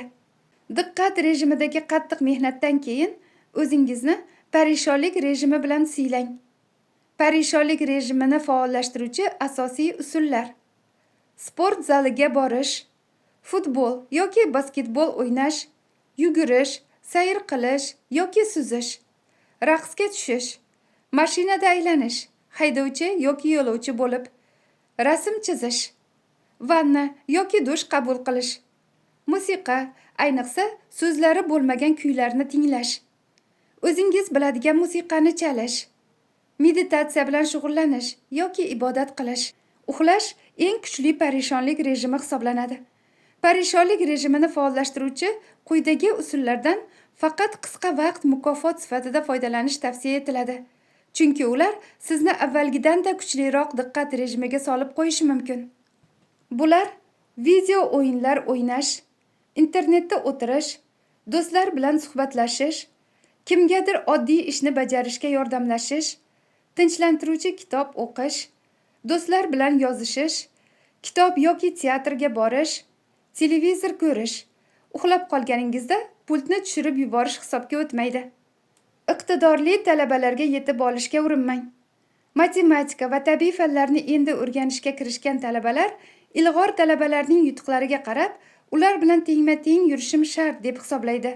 Natijada ular mavzuni to'liq o'zlashtirish uchun yetarlicha vaqt ajratmaydi va yanada ortda qoladi. Bunday yoqimsiz va tushkun holatlarga tushish oqibatida talabalar bekordan bekorga matematika va tabiiy fanlarni tashlaydi. Bir qadam chekining hamda kuchli va kuchsiz tomonlaringizga xolis baho bering. Agar matematika va aniq fanlarni o'rganish uchun ko'proq vaqt kerak deb hisoblasangiz, demak, aslida ham shunday. Agar yuqori sinflarda o'qisangiz, kun tartibingizni shunday tuzingki, murakkab mavzularni o'rganish uchun yetarli vaqt bo'lsin. Axborotning o'zi esa eplasa bo'ladigan hajmda bo'lishi kerak. Agar universitetda o'qiyotgan bo'lsangiz, bir dunyo qiyin darslarni tanlab qo'ymang. Ayniqsa, darslardan keyin qo'shimcha ish bilan shug'ullansangiz. Ko'p talabalar uchun matematika va tabiiy fanlarning yengil yuklamasi ham boshqa darslarning og'ir yuklamasiga teng bo'ladi. Universitetda tahsil olishning dastlabki paytlarida tengdoshlaringizga yetib olishga urinmang. Mavzuni sekinroq o'rganganingizda uni zukko guruhdoshlaringizga nisbatan chuqurroq o'zlashtirishingizni bilib hayron qolarsiz. Lekin miyamni qayta qurollantirishga yordam bergan eng muhim usullardan biri shu ediki, men birdaniga ko'p aniq va tabiiy fanlarga yozilishdan o'zimni tiyganman. To'g'ri o'rganish e'tiborli o'quv mashg'ulotlari orasida yetarlicha vaqt qoldirishni anglatadi. Chunki bu neyronli bog'lanishlarning mustahkamlanishiga imkon beradi. Bu xuddi g'ishtin devor qurish paytida qorishmaning qotishini kutishga o'xshaydi. Hamma narsani bir-ikki o'tirishda yodlab olishga harakat qilish uzoq muddatli xotirada neyronli bog'liqliklarning shakllanishiga sharoit qoldirmaydi. Einstein effekti, ya'ni qotib qolishning oldini olish. Yodingizda bo'lsin, masala yoki test topshirig'ini bajarish paytida xayolingizga kelgan birinchi fikrga yopishib olish to'g'ri javobni topishga xalal berishi mumkin. Einstein effekti ta'siriga tushib qolgan shaxmatchilar donachalarni kuzatar ekan, yangicha yechimlarni qidiryapman deb o'ylaydi. Biroq ularning ko'z harakatlarini yaqindan kuzatadigan bo'lsak, o'yinchilarning ko'zlari boshida rejalashtirilgan yurishdan nariga o'tmasligiga guvoh bo'lamiz. Ularning nafaqat ko'zlari, balki fikru xayollari ham muammoga yangicha yondashuvni topish uchun yetarlicha ilgarilab keta olmaydi. So'nggi tadqiqotlar ko'zni ochib yumish vaziyatni qayta baholashga yordam beruvchi muhim usul ekanini ko'rsatadi. Ko'zlarni yumish e'tiborimizni bir onga o'chiruvchi qisqa tanaffusdir. Ko'z ochib yumguncha ongimiz va e'tiborimiz dam oladi va yangilanadi. Shunday qilib, ko'zni yumib ochish bizni qisqa vaqtda diqqat rejimidan uzoqlashtiradi. Shu bilan birga ko'zlarni ataylab yumish e'tiborimizning kuchayishiga olib kelishi mumkin. Odamlar ko'pincha masalaning javobi ustida bosh qotirishdan chalg'imaslik uchun boshqa tomonga qaraydi, ko'zlarini yumadi yoki qo'li bilan berkitadi. Endi Magnus Carlsen chinakam daho ekanini tushunishimiz mumkin. U ahamiyatsiz ko'ringan chalg'ishlarni to'g'ri baholay olgan.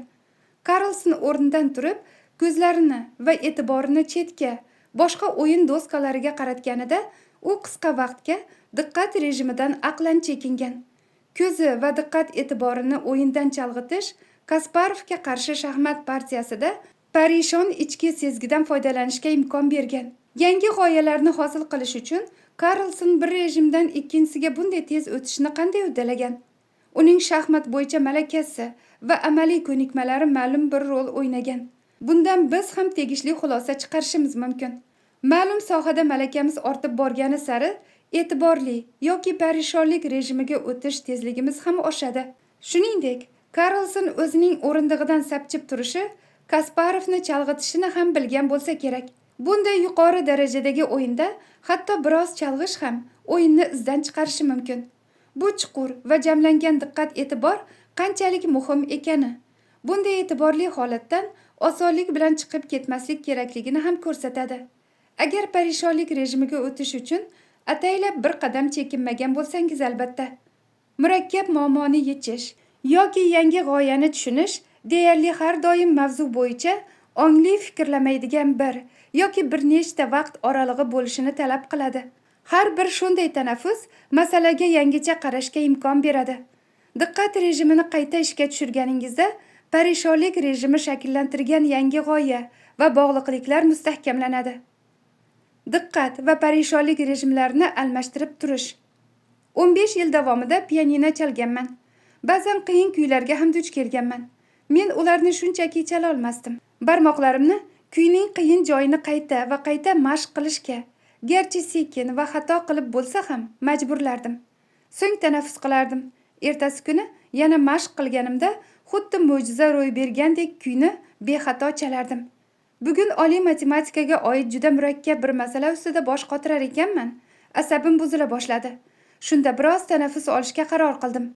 Mashinada uyg'onish davri festivaliga ketayotgan paytimdagi yechim xayolimga kelib qoldi. Uni esdan chiqarmaslik uchun salfetkaga yozib oldim. Har ehtimolga qarshi mashinangizda salfetka olib yuring. Nima bo'lishini oldindan bilib bo'lmaydi. Trevor Drast, informatika yo'nalishi 3-kurs talabasi. Diqqat rejimidagi urinishlar orasida yetarlicha uzoq tanaffus bo'lishi kerak. Bosh qotirayotgan masaladan butunlay chalg'ish uchun. Parishonlik rejimi sezilarli natija berishi uchun bir necha soat yetarli. Shuningdek, bu vaqt ichida yangi diqqat rejimi qayta ishga tushgunga qadar yangi fikrlar esdan chiqib ketmaydi. Sodda qoidani eslab qoling. Yangi g'oyalarni birinchi marta o'rganayotganingizda bu ishni bir kundan ortiq vaqtga to'xtatib qo'ymang. Parishonlik rejimi nafaqat mavzuga yangicha qarash, balki undagi g'oya va fikrlarni birlashtirish hamda mavjud bilimlaringiz bilan bog'lashga imkon beradi. Bu nima sababdan muhim qarorlarni qabul qilishdan oldin bir uxlab olish, umuman olganda yaxshi fikr ekani yoki nimaga ta'tilga o'z vaqtida chiqish muhimligiga izohdir. O'rganishning diqqat va parishonlik rejimlari o'rtasidagi nomutanosiblik sababli yangi g'oyalarni o'zlashtirish hamda yangi muammolar yechimini topish vaqt talab qiladi. Diqqat rejimida ishlashni g'isht yetkazib berishga, parishonlik rejimini esa g'ishtlarni birlashtiruvchi qorishmaga o'xshatish mumkin. Shoshmasdan, qunt bilan ishlash qobiliyati o'ta muhim. Shu sababdan ham agar ishlarni orqaga surish odatingiz bo'lsa, bu odatni samarali yengish yo'llarini o'rganib olishingiz shart. Keyingi boblarda bir qancha samarali nevrologik usullar keltirilgan. Siz ham urinib ko'ring. O'zingizni kuzating. Kelasi safar kimdir yoki nimadir tufayli umidsizlikka tushib qolsangiz, aqlan ortga bir qadam chekining va reaksiyangizni kuzating. Jahl va umidsizlik ham muvaffaqiyatga erishishda ma'lum bir o'ringa ega. Biroq ular miyaning o'rganish uchun zarur asosiy qismlarini ham bloklab qo'yadi. Umidsizlik parishonlik rejimiga o'tish kerakligi to'g'risida xabar beruvchi signaldir. Chinakamiga qotib qolganda nima qilish kerak? Irodasi kuchli insonlar diqqat rejimidan chiqib, parishonlik rejimiga o'tishda ayniqsa katta qiyinchilikka duch keladi. Axir ularning muvaffaqiyatiga sabab boshqa odamlar chekingan joyda ular olg'a yurishda davom etganligi bo'lgan. Agar siz tez-tez shunday holatga tushsangiz, quyidagi usulni qo'llang. Yaqinlaringiz, do'st birodarlaringizning gaplariga quloq solishga o'rganing. Ular haqiqatdan umidsizlikka tushib qolganingizni sezadi. Ko'pincha o'zingizni nazorat qilishdan ko'ra boshqalarning maslahatiga amal qilish osonroq.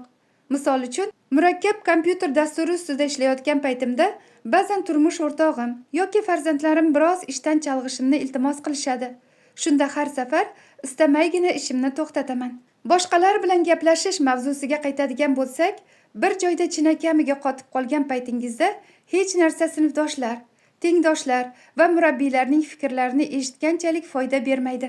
Muammoni yechish borasida ularning qarashlari qandayligini, siz uchun yangi bo'lgan tushunchalarni boshqacha misollar bilan tushuntirib berishlarini so'rang. Biroq yaxshisi kim bilandir gaplashishdan avval muammoni o'zingiz hal etishga harakat qilib ko'ring. Chunki shunda asosiy tushunchalarni yetarlicha o'zlashtirasiz va suhbatdoshlaringiz bergan izohlarni to'liqroq tushunasiz. O'rganish bu qabul qilingan ma'lumotlardan ma'no chiqarish degani. Shunday ekan, oldin nimanidir qabul qilish kerak. Yuqori sinflarda tabiiy fanlardan dars bergan o'qituvchilarimga urushqoq ko'zlarim bilan qaraganlarim esimda. Fanni tushunmaganim uchun ularni ayblar edim. Birinchi qadamni o'zim tashlashim kerakligini anglamasdim va o'qituvchilarning oldiga oraliq yoki yakuniy imtihonlarga 1-2 hafta qolgandagina yordam so'rab bormang. Ertaroq va ko'proq murojaat qiling. Mavzuni o'zlashtirishingiz uchun o'qituvchi uni boshqa so'zlar yoki usullar bilan qayta tushuntirib beradi. Muvaffaqiyatsizlik yaxshi ustoz bo'lishi mumkin. 10-sinfdaligimda Advanced Placement dasturidagi informatika kursiga qatnadim. Ammo kurs oxiridagi imtihondan yiqildim. Shunga qaramasdan taslim bo'lmay, kelasi yili kursga yana yozildim va yana imtihon topshirdim. Kursga 1 yillik tanaffusdan keyin qaytib, men fanni qanchalik yoqtirishimni qandaydir his qildim. Ikkinchi marta topshirgan imtihonimdan osongina o'tdim. Agar muvaffaqiyatsizlikdan qo'rqib, kompyuter kursiga umuman qatnamaganimda yoki ikkinchi marotaba yozilmaganimda hozirgidek jonkuyar va o'z ishini sevadigan kompyuter mutaxassisi bo'lmasdim. Cassandra Gordon, informatika yo'nalishi 2-kurs talabasi. Yuqorida aytilganidek, operativ xotirada axborotning 4 ta bog'lamini saqlasa bo'ladi. Matematika va tabiiy fanlardagi biron bir usul yoki tushunchani yaxshilab o'zlashtirib olganingizdan so'ng, u operativ xotirada kamroq joyni egallaydi. Natijada xotirada boshqa g'oyalar bilan ishlash uchun joy paydo bo'ladi. Siz ham urinib ko'ring. O'rganish bilan bog'liq paradokslar. O'rganish jarayoni paradokslarga boy. O'qish uchun kerakli narsalar o'rganish qobiliyatimizni susaytiradi. Muammoni hal etish uchun unga bor e'tiborimizni qaratishimiz zarur. Lekin bu yangicha yondashuvlarni topishga xalal berishi ham mumkin. Muvaffaqiyat muhim, biroq muvaffaqiyatsizlikning ahamiyati undan kam emas. Qat'iyat muvaffaqiyat kaliti. Biroq keraksiz joydagi qat'iyat faqat bekordan bekorga umidsizlikka tushirib qo'yadi. Kitobni o'qish davomida yana boshqa paradokslarga ham duch kelasiz. Ularning ayrimlarini oldindan ayta olasizmi? Operativ va uzoq muddatli xotira. Avvalambor, xotira haqidagi elementar tushunchalar bilan tanishib chiqish maqsadga muvofiq bo'lardi. Kitob ko'lamidan kelib chiqib, faqat 2 ta xotira tizimini ko'rib chiqamiz. Operativ va uzoq muddatli xotira. Operativ xotira ayni paytda va ongli ravishda idrok etilayotgan masala bilan band bo'lgan xotiradir. Oldinlari operativ xotirada bir vaqtning o'zida 7 ta axborot bog'lami saqlanishi mumkin deb o'ylashgan. Hozir esa bunday bog'lamlar soni 4 ta degan fikr keng tarqalgan. Biz o'xshash ma'lumotlarni bir bog'lamga to'playmiz. Shunday ekan, operativ xotiramiz bizga tuyulganidan ko'ra kattaroqdir. Operativ xotirani jonglyorga o'xshatish mumkin. Jonglyor o'z harakatlariga biror quvvat berib turgani uchungina 4 ta buyumni havoda saqlab tura oladi. Operativ xotira ham xuddi shu sababdan 4 ta ma'lumot bog'lamini miyamizda saqlab tura oladi. Moddalar almashinuvidagi tabiiy parchalovchi jarayonlar eslab qolgan ma'lumotlarimizni o'chirib yubormasligi uchun quvvat zarur. Boshqacha aytganda, axborotni xotirada faol ravishda saqlab turish kerak. Aks holda organizmingiz quvvatni boshqa ishlarga sarflaydi va xotiradagi axborot yo'qolib ketadi. Operativ xotira matematika va tabiiy fanlarni o'rganishda katta ahamiyatga ega. Chunki u shaxsiy doskaga o'xshaydi. Unga sizni o'ylantirayotgan g'oyalarni yozib qo'yishingiz mumkin. Axborot operativ xotirada qanday saqlanadi? Ko'pincha takrorlash yo'li bilan. Masalan, telefon raqamini yozib olmaguncha uni ichimizda takrorlash. Diqqat e'tiboringizni bir nuqtaga qaratish paytida boshqa fikrlar operativ xotiraning chegaralangan joyini egallab olmasligi uchun ko'zlaringizni yumib olishingiz ham mumkin. Buning aksi sifatida uzoq muddatli xotirani omborxonaga o'xshatish mumkin. Nimaiki uning ichiga kirsa, u yerda uzoq vaqt saqlanadi. Omborxona ulkan, ichida milliardlab buyumlar bor. Sizga kerakli narsa son-sanoqsiz qutilar uyumi ostida yo'qolib qolishi hech gap emas. Tadqiqotlar shuni ko'rsatadiki, uzoq muddatli xotiradagi axborotni topishni yengillashtirish uchun uni bir necha marta takrorlash kerak. Texnika ishqibozlari qisqa muddatli xotirani kompyuterning operativ xotirasiga, uzoq muddatlisini esa qattiq diskka o'xshatishadi. Uzoq muddatli xotira ham matematika va tabiiy fanlarni o'rganishda muhim. Unda masalani yechish uchun zarur bo'lgan asosiy formula, tushuncha va usullar saqlanadi. Ma'lumotlarni operativ xotiradan uzoq muddatli xotiraga o'tkazish vaqt talab etadi. Bu jarayonni tezlashtirish uchun oraliqli takrorlash usuli yordam beradi. Bunda yangi so'zlarni yoki masala yechish yo'llarini yodlash uchun takrorlash kerakligini allaqachon taxmin qilgandirsiz. Lekin takrorlashlar bir necha kun oralig'ida sodir bo'lishi kerak. Takrorlashlar o'rtasida bir kun tanaffus qilish va bu bilan mashg'ulotlarni bir necha kunga cho'zish chindan ham yordam beradi. Izlanishlarga ko'ra, ma'lumotni xotirada saqlash uchun uni bir kechada 20 marta takrorlashdan ko'ra bir necha kun yoki bir necha hafta ichida 20 marta takrorlash samaraliroqdir. Bu oldinroq ko'rib chiqilgan g'ishtin devor misoliga o'xshaydi.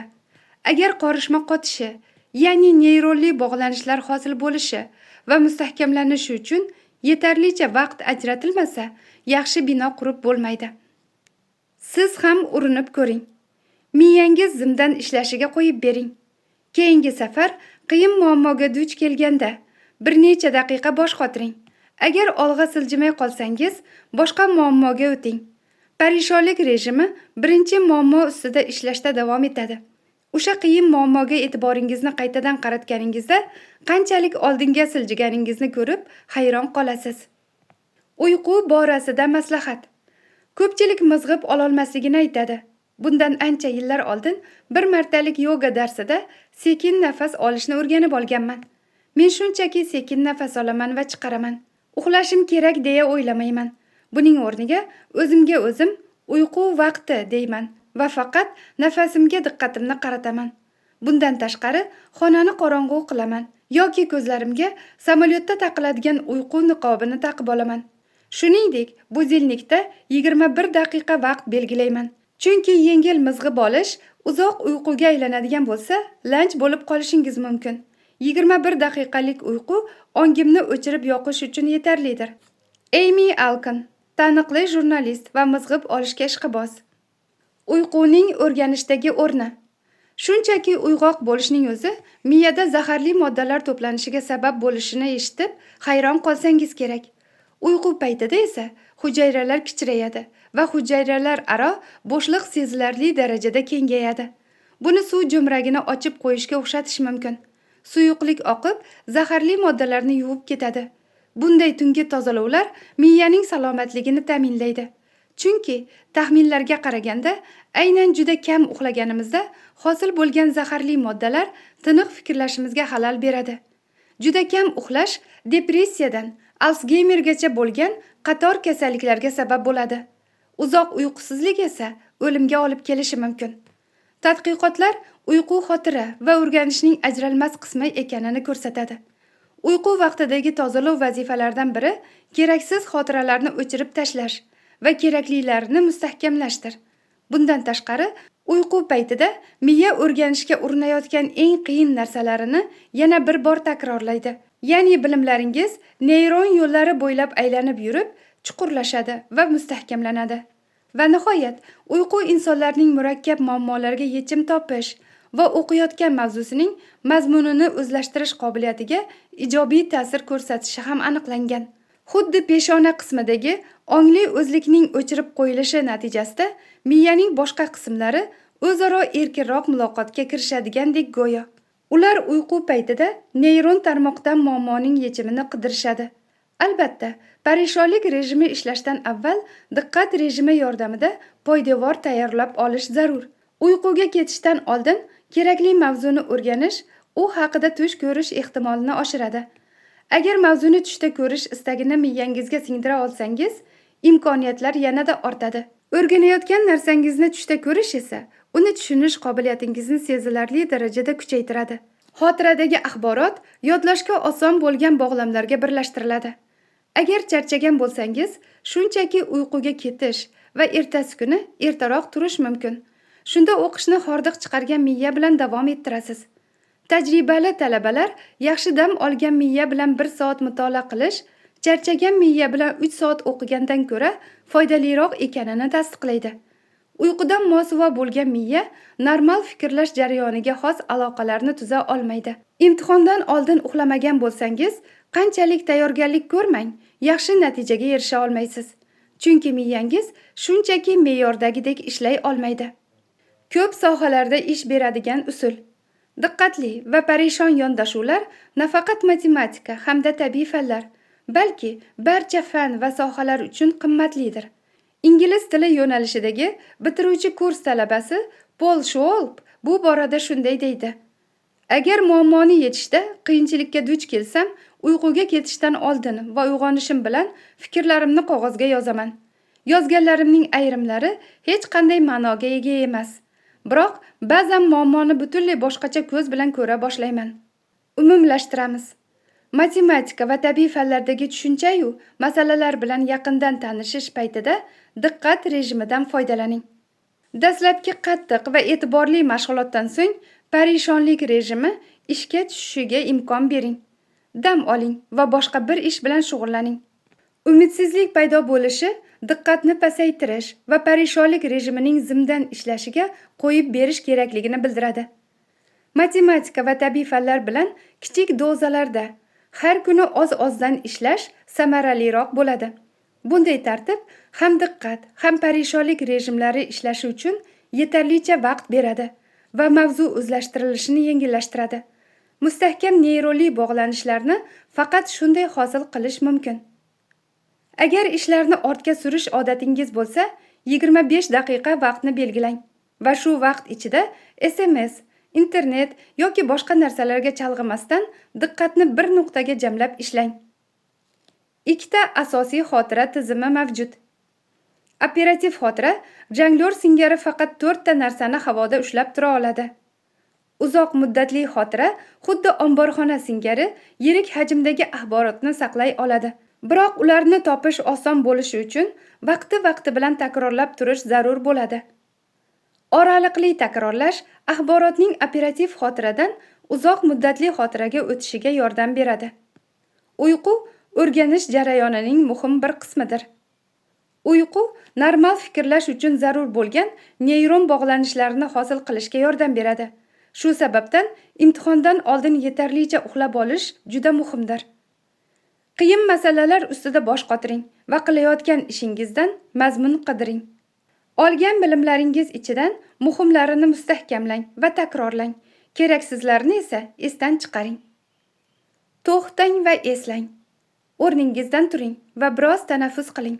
Bir piyola suv iching yoki yengil tamaddi qiling. O'zingizni elektron deb tasavvur qiling va stol atrofida aylaning. Aylanish davomida bobda keltirilgan asosiy g'oyalarni eslang. O'rganish qobiliyatingizni kuchaytiring. Birinchisi, diqqat rejimidan parishonlik rejimiga o'tishga yordam beruvchi ayrim harakatlarni ayting. Ikkinchisi, ba'zan muammoni tahlil qilishning yangicha yondashuvini kashf etganingizga ishonchingiz komil bo'ladi, ammo yanglishgan bo'lib chiqasiz. Yangi yondashuvlarni qo'llay olish uchun qanday fikrlayotganingizni yaxshi bilishingiz kerak. Qanday qilib buni bilasiz? Yangi g'oyalar uchun har doim ochiq bo'lishimiz kerakmi? Uchinchisi, Biror ishni qilishdan oldin to'xtash uchun iroda qanchalik muhim? O'zingizni nazorat qila olish qobiliyati o'qish bilan bog'liq bo'lmagan hollarda ham qo'l kelishi mumkinligiga misol keltira olasizmi? 4. Yangi tushunchalarni o'rganayotganingizda ularni har kuni qayta ko'rib chiqing. Natijada miyada dastlab hosil bo'lgan o'zgarishlar yo'qolib ketmaydi. Ammo xayol ko'pincha boshqa narsalarga ketib qoladi. Natijada o'rganayotgan mavzuga yana qaytguncha bir necha kun o'tib ketadi. Muhim axborotni o'z vaqtida takrorlashni yo'lga qo'yish uchun qanday reja tuza olasiz? Neyropsixolog Robert Bilderning ijodkorlik bo'yicha maslahatlari. Psixiatriya professori Robert Bilder Los-Anjelesdagi Kaliforniya universiteti qoshidagi Tenenbaum ijodkorlik biologiya markazining direktori. Bundan tashqari, u Los-Anjelesdagi Kaliforniya universitetining talaba, xodim va professor o'qituvchilarida ijodkorlik hamda ruhiy salomatlikni yaxshilashga qaratilgan Mintwell tashabbusi yetakchisi hamdir. Ijodkorlik biologiyasiga bag'ishlangan tadqiqotlar uning bir qancha tarkibiy qismlari borligini ko'rsatadi. Ulardan retsept asosida foydalanib, muvaffaqiyatga erishishimiz mumkin. Ular ichida eng muhimi sifatida Nike firmasining shiorini keltirishimiz mumkin. Shunchaki bajar. Ijodkorlik raqamlar o'yinidir. Umrimiz davomida nechta ijodiy ish yarata olishimizni belgilovchi eng yaxshi ko'rsatkich bu nechta ish qilganimizdir. Ba'zan ishimizni boshqalarga ko'rsatish uchun birinchi qadamni qo'yish azobdek tuyuladi. Biroq har safar natija a'lo bo'ladi. Qo'rquvni yengish. Facebookning bosh ofisida so'zlagan nutqimdan so'ng menga yuborilgan ruhlantiruvchi plakatda shunday yozilgan edi. Qo'rqmaganingizda nima qilgan bo'lardingiz? Bu savolni o'zimga doim berib, har kuni birorta ishda jasorat ko'rsatishga harakat qilaman. Siz nimadan qo'rqasiz? Qo'rquvingiz sizga to'sqinlik qilishiga aslo yo'l qo'ymang. Qayta urinishdan uyalmang. Ishingiz natijasi yoqmagan bo'lsa, qaytadan qiling. Tanqid bizni takomillashtiradi. Ishimizni boshqalarga ko'rsatib va unga xolis qarab, takrorlanmas yondashuv va qimmatli fikrlarga ega bo'lamiz. Natijada kelasi safar uchun yangi va yaxshiroq rejalar tuzamiz. Sizni tushunmasliklariga tayyor turing. Ijodkorlik darajasi va kirishimlilik o'rtasida teskari bog'liqlik bor. Ya'ni kirishimli bo'lmagan kishilar eng ijodkor bo'lishadi. Ortga boqib, qilgan bir necha yangiliklarimga nazar tashlaydigan bo'lsam, buni odatdagi qoliplarga qarshi chiqish yo'li bilan bajargan ekanman. Shunday qilib, muammoni qayta va qayta ildizigacha tadqiq etib, farazlarimizni savol ostiga qo'yish bilan ijodiylikni rivojlantiramiz.